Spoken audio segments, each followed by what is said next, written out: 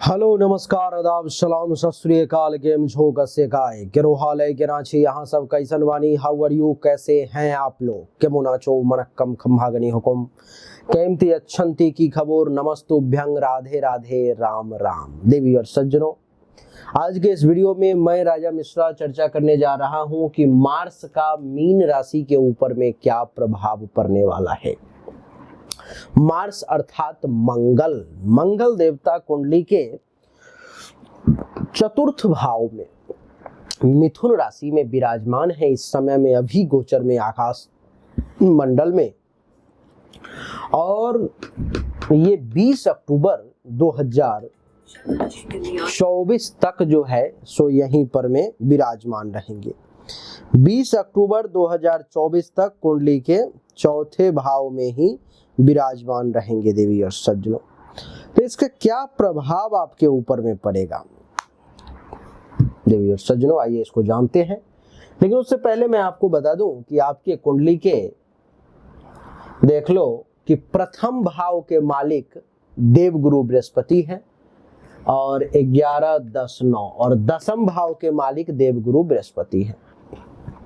यानी कि काम धंधा इज्जत प्रतिष्ठा मान सम्मान नौकरी व्यापार रोजगार आपका आत्मविश्वास गौरव करने लायक काम आपकी विनम्रता आपका कॉन्फिडेंस लेवल इन सब के मालिक हैं देवगुरु बृहस्पति।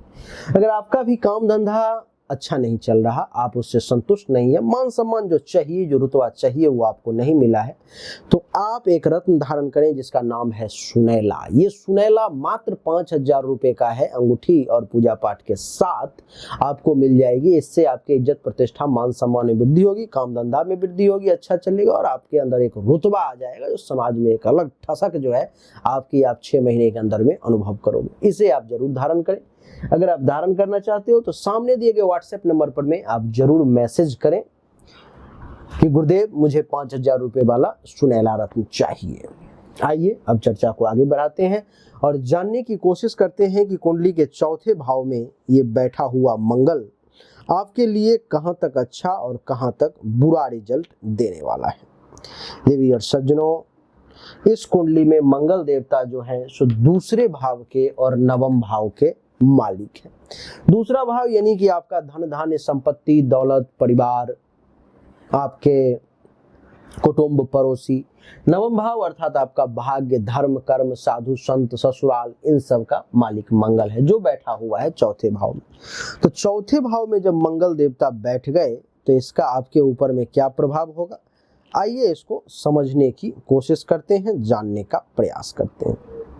महर्षि कहते हैं कि चौथे भाव में मंगल के बैठने के कारण वाहन के सुख मिलने का योग आपके लिए बन रहा है। वाहन अर्थात गाड़ी। अगर आपका मन बहुत दिन से गाड़ी लेने का हो रहा था, नहीं ले पा रहे थे, प्रभु की कृपा ऐसी होने जा रही है कि इस समय में 20 अक्टूबर से पहले आपके लिए गाड़ी खरीदने का योग बन रहा है। आप चाहें तो इस समय में गाड़ी खरीद सकते हैं, आपको गाड़ी के सुख का योग है। कुंडली के चौथे भाव में मंगल के बैठने के कारण संतान का भी अच्छा खासा सुख मिलने जा रहा है। संतान के जीवन को सुखमय देख करके आपको एक अच्छी अनुभूति एक अलग प्रसन्नता अनुभव होगा, एक एहसास होगा। संतान के साथ आपका व्यवहार बहुत अच्छा रहेगा, संतान का भी व्यवहार आपके साथ बहुत अच्छा रहेगा। संतान के साथ आपके संबंध बहुत मीठे इस समय में नजर आएंगे। और आपकी जानकारी के लिए बता दूं कि संतान का कुंडली के चौथे भाव में मंगल का बैठना आपको संतति के हर प्रकार से सुख का योग बनाता है।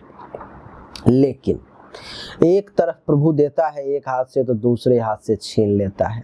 संतति का योग बना रहा है, संतान के सुख का योग बना रहा है, लेकिन आपको खुद के मातृ सुख को छीन रहा है। माता से जितना सुख मिलना चाहिए, माता से जितना लाभ मिलना चाहिए, माता से जो बेनिफिट होनी चाहिए, उसमें आपको कमी आ जाएगी। इस समय माता से बहुत ज्यादा फायदा आपको नहीं मिल पाएगा। देवी और सज्जनों, कुंडली के चौथे भाव में मंगल है तो मीन राशि वालों को ये चौथा भाव जन्मभूमि का भी होता है, मातृभूमि का। तो चौथे भाव में बैठने के कारण आप देखेंगे कि इस समय में ये आपको आपके जन्म धरती से दूर करने की कोशिश करेगा। इसकी ये कोशिश रहेगी कि आप जन्म धरती से दूर हो जाएं, आप कहीं दूसरे राज्य में चले जाएं, किसी दूसरे शहर में चले जाएं, आप किसी दूसरे देश में चले जाएं। अगर विदेश वगैरह जाने की इच्छा है तो ये समय बड़ा अच्छा है। इस समय में आप प्रयास निश्चित तौर पर में कर सकते हो। देवियों सज्जनों, आग से इस समय में थोड़ा सावधान रहें, क्योंकि अग्नि से इस समय में आपको खतरा है। अस्त्र शस्त्र से सावधान रहें, क्योंकि उससे आपको खतरा है, आपके लिए परेशानी उत्पन्न हो सकता है। देवियों सज्जनों,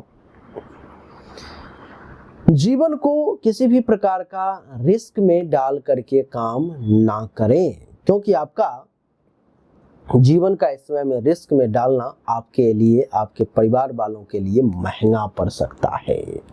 किसान वर्ग के लोगों के लिए भी इस समय बड़ा सुखद है। किसान वर्ग के लोग जो हैं सो आपकी बता दूं कि इस समय में आपको अच्छा खासा लाभ का योग है। जो कृषि कार्य से जुड़े हुए हैं, जिनका खेती का काम है, इस समय में आपको बंधु से, भाइयों से विरोध झेलने को मिलेगा।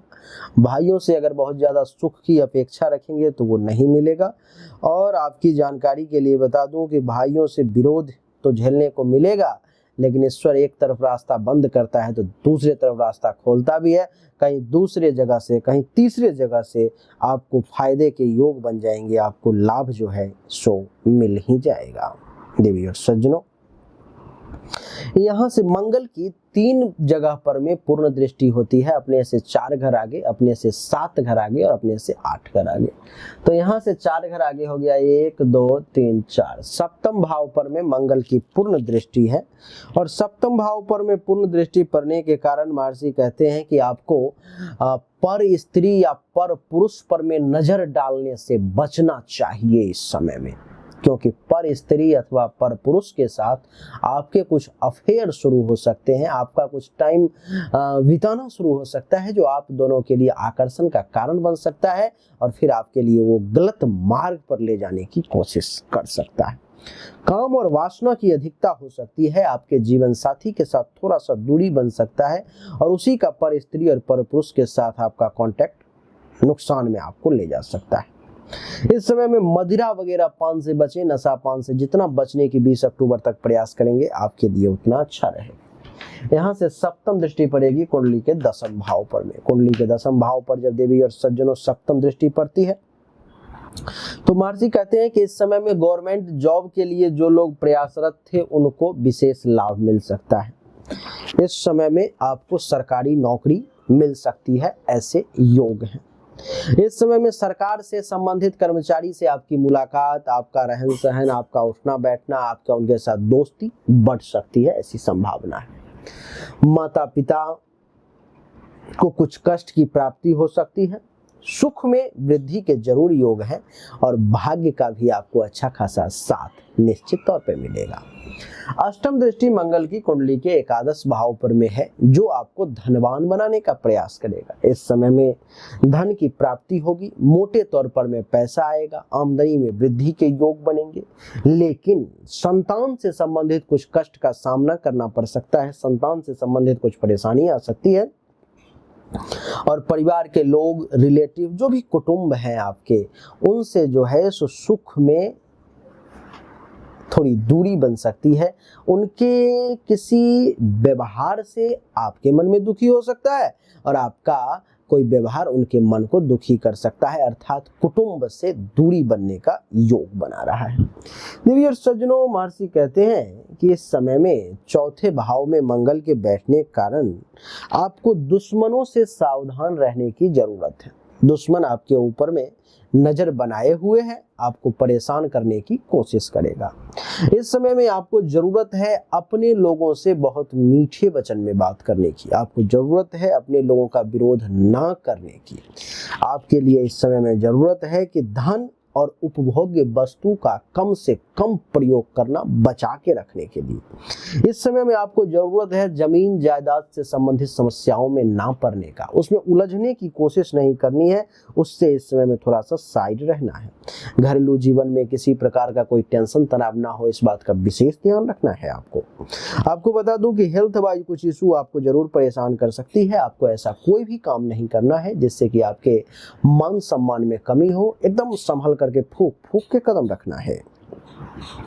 आपको बता दूं कुछ लोग आपके विरोध में भी आ सकते हैं, लेकिन घबराना नहीं है। माता को कुछ कष्ट और मन में कुछ आपके हिंसा और क्रूरता की वृत्ति जागृत हो सकती है, जो ठीक नहीं है आपके लिए, तो इस पर में थोड़ा सा काबू करना है। मैंने कुछ सजेशन जो आपको दिए हैं उसका विशेष तौर पर में आप ध्यान रखेंगे तो प्रभु कृपा से आपका समय ऐसे ही जय जयकार में ही बीतता रहेगा। देवी और सज्जनों, तो यही थी मीन राशि वालों के लिए मंगल का प्रभाव, जो कुंडली के चौथे भाव में बैठने के कारण आपके लिए कैसा है वो बताने का हमने प्रयास किया है।